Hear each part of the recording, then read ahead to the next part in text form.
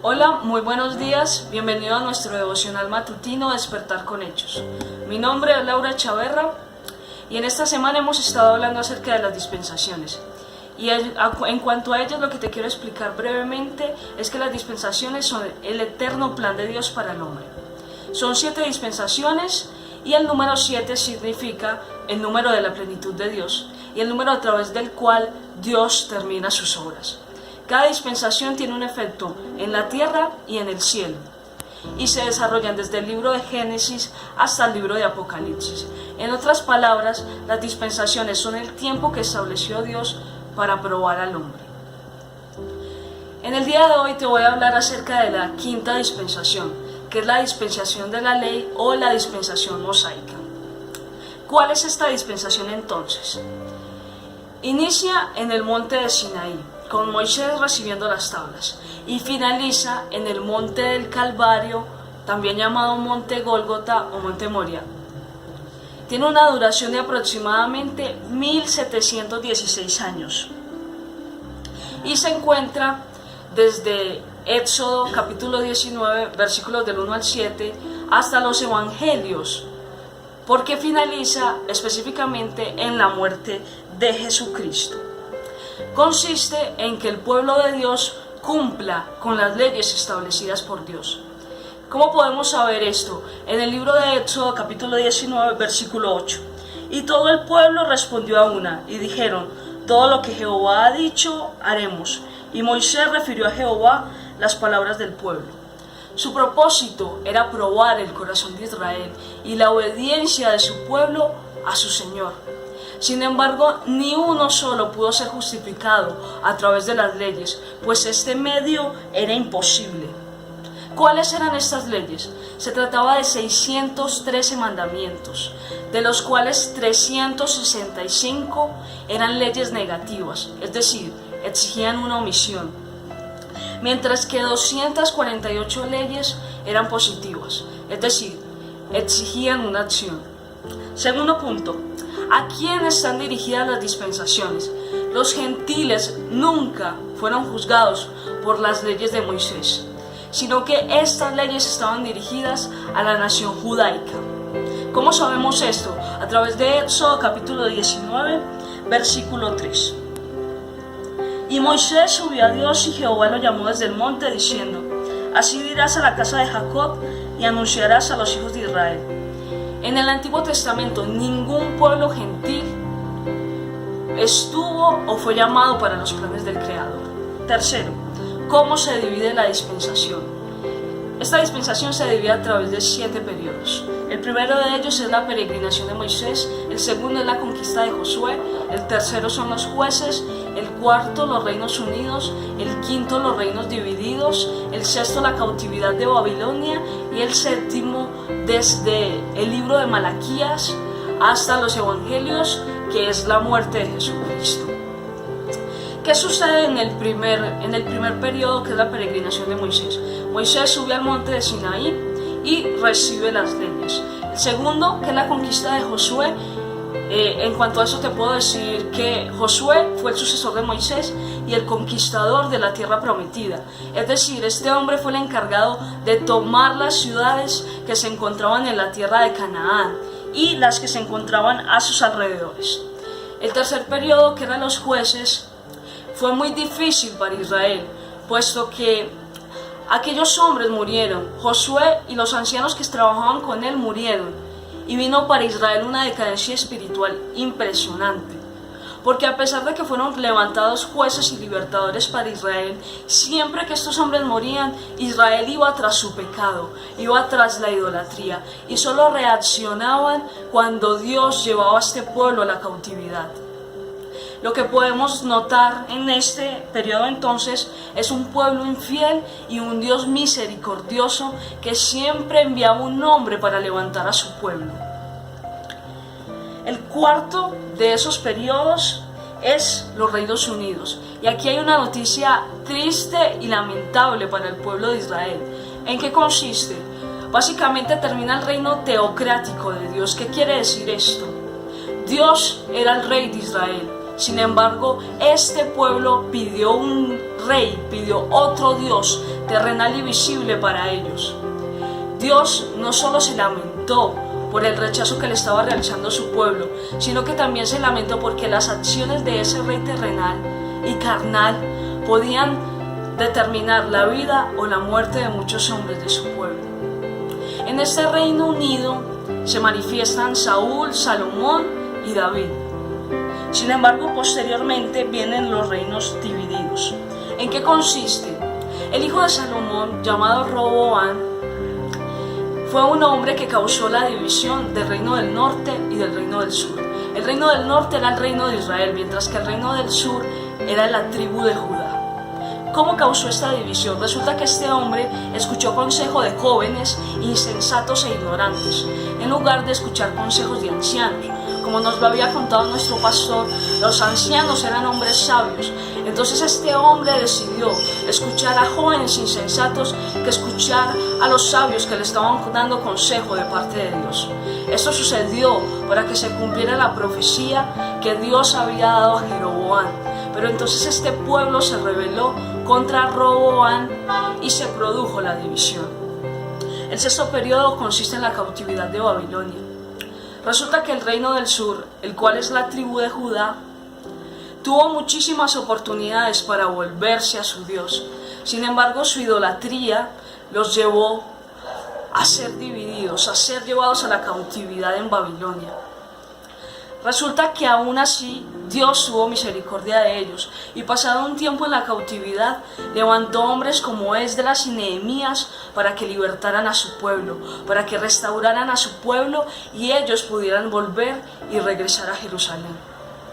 Sin embargo, en el séptimo periodo nos vamos a dar cuenta de que eso no funcionó de manera efectiva, puesto que en la época de Malaquías, los 400 años de silencio y los evangelios, lo único que pudimos notar fue un rechazo tremendo a Dios, fue un rechazo tremendo a Cristo, puesto que Dios trató de todas las maneras posibles, trató de todos los medios posibles de que su pueblo volviera su corazón a Él, pero en ningún momento lo tomaron en cuenta. Tanto se olvidaron estos hombres de Dios que ni siquiera clamaron en 400 años.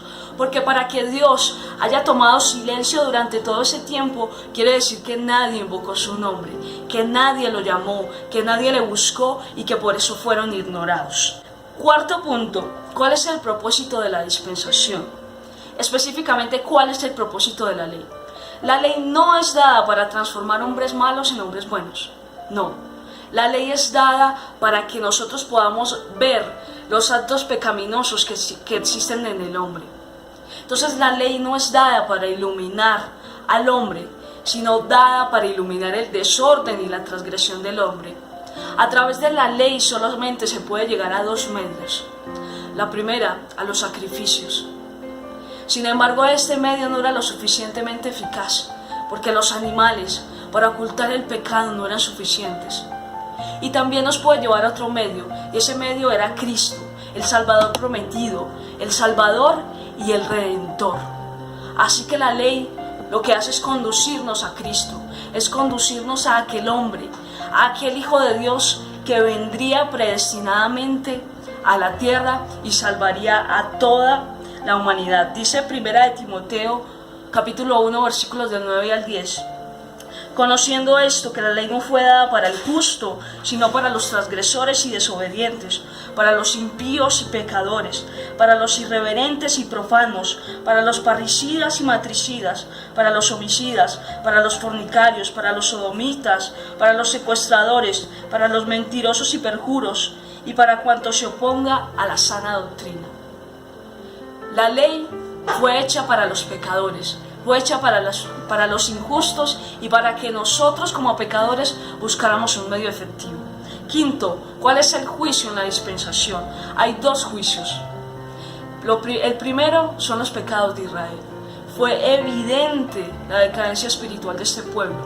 Y el segundo es el rechazo de Cristo. Y vamos a ver en Mateo capítulo 21, versículos del 33 al 41, cuál era el propósito a través del rechazo de Cristo. Hubo un hombre, padre de familia, el cual plantó una viña, la cercó de vallado, cavó en ella un lagar, edificó una torre y la arrendó a unos labradores y se fue lejos. Y cuando se acercó el tiempo de los frutos, envió sus siervos a los labradores para que recibiesen sus frutos. Mas los labradores, tomando a los siervos, a uno golpearon, a otro mataron y a otro apedrearon. Envió de nuevo otros siervos más que los primeros, e hicieron con ellos de la misma manera. Finalmente les envió a su hijo, diciendo: tendrán respeto a mi hijo. Mas los labradores, cuando vino el hijo, dijeron entre sí: este es el heredero, venid, matémosle, apoderémonos de su heredad.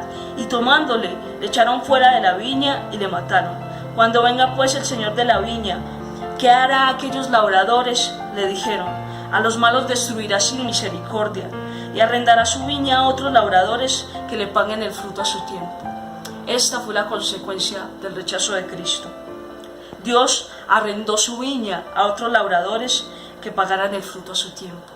El enceguecimiento de Israel tenía como propósito el evangelio a los gentiles. El endurecimiento del corazón de los israelitas tenía como propósito que tú y yo, que no hacíamos parte del pueblo de Israel, pudiésemos conocer del evangelio, pudiésemos conocer a Cristo y recibirlo. Así que un aplauso para Cristo, que verdaderamente este siempre fue su plan, y su rechazo, su muerte, fue nuestra redención y nuestra salvación. Y como sexto y último punto, ¿cuál es la función de Cristo en la ley? Existen tres clases de leyes: leyes ceremoniales, leyes sacrificiales y leyes morales. Las leyes ceremoniales no son más que las fiestas celebradas por los israelitas. Las leyes sacrificiales se encuentran definidas en Levítico capítulo 7, versículos del 37 al 38. Esta es la ley del holocausto, de la ofrenda, del sacrificio por el pecado, del sacrificio por la culpa, de las consagraciones y del sacrificio de paz, la cual mandó Jehová a Moisés en el monte de Sinaí, el día que mandó a los hijos de Israel que ofreciesen sus ofrendas a Jehová en el desierto de Sinaí. Y las leyes morales no hacen referencia a nada más que a los 10 mandamientos. Estos 10 mandamientos fueron escritos directamente por Dios, y lo que significaba esto era la perennidad de los mismos. ¿Qué quiere decir perennidad? Que estas leyes morales nunca serán abolidas. Ahora, ¿qué sucede con esto? ¿Qué sucedió con estas leyes? Dice la palabra de Dios en Romanos 10, capítulo 4, porque el fin de la ley es Cristo para justicia a todo aquel que cree. Todo sistema sacrificial y ceremonial fue consumido en Cristo. Todas las ceremonias apuntaban al Redentor, todos los sacrificios apuntaban al Redentor. Y hoy no hay más sacrificios, no hay más holocaustos, sino que aquel que entregó el Hijo de Dios. Cristo Jesús, el Hijo de Dios, estuvo predestinado a venir a la tierra, y estuvo predestinado para venir con un solo fin: que nos reconciliáramos con el Padre Celestial y que pudiésemos ingresar a su morada en el cielo. La ley nos conduce a Cristo, y la ley ha muerto mediante el cuerpo de Cristo, para que fuésemos justificados hoy por fe, a través de la gracia. Por último, quiero que dirijamos una oración, y que esta oración sea verdaderamente en agradecimiento a Dios por cada una de las cosas que ha hecho por nosotros. Porque Él fue el que a través de su rechazo permitió que nosotros conociéramos del Evangelio. Porque Él fue el que a través de su muerte permitió que esa ley, que en pocas palabras no permitía la justificación del hombre, fuese abolida y nosotros comenzaremos a caminar conforme a la fe. Padre Celestial, Señor amado, en el día de hoy vengo a presentarte la vida de cada una de las personas que se encuentra escuchando este mensaje. Señor, y lo que queremos hoy es exaltar tu nombre, lo que queremos hoy es engrandecer tu nombre, Señor amado. Porque tú, Padre Celestial, moriste en la cruz por nuestros pecados. Tú, Cordero inmolado, en el cual no se halló ninguna falla ni crimen, en el cual no se halló ninguna falta ni pecado. Fuiste quien murió en la cruz para que nosotros pudiésemos recibir el Evangelio, para que nosotros pudiésemos recibir el conocimiento de la verdad. Y no solamente esto, Padre, sino que pudiésemos ser salvos a través de ti, que pudiésemos ser salvos a través de la fe que tú has puesto en nuestros corazones, Señor. Padre Santo, te agradecemos porque tú has tomado nuestras vidas y porque tú eres el autor y consumador de la fe. Y a través de esa fe, mi Señor, hemos sido redimidos en el nombre poderoso de Jesucristo. Amén. Si este es el primer mensaje que tú has visto, te invitamos a que te suscribas a nuestro canal de YouTube, Hechos Copacabana, por cuanto hay muchos más videos y muchísimas más reuniones en las cuales te explicamos estas cosas de las que hemos venido hablando. Te quiero invitar a que te conectes en nuestra página de Facebook, Hechos Copacabana, y que nos puedas seguir a través de ella. Te invito también a que te comuniques con nosotros al WhatsApp, al número que está apareciendo en pantallas, para que si quieres ser guiado de manera personal, nosotros podamos hablar contigo y verdaderamente darte una dirección divina.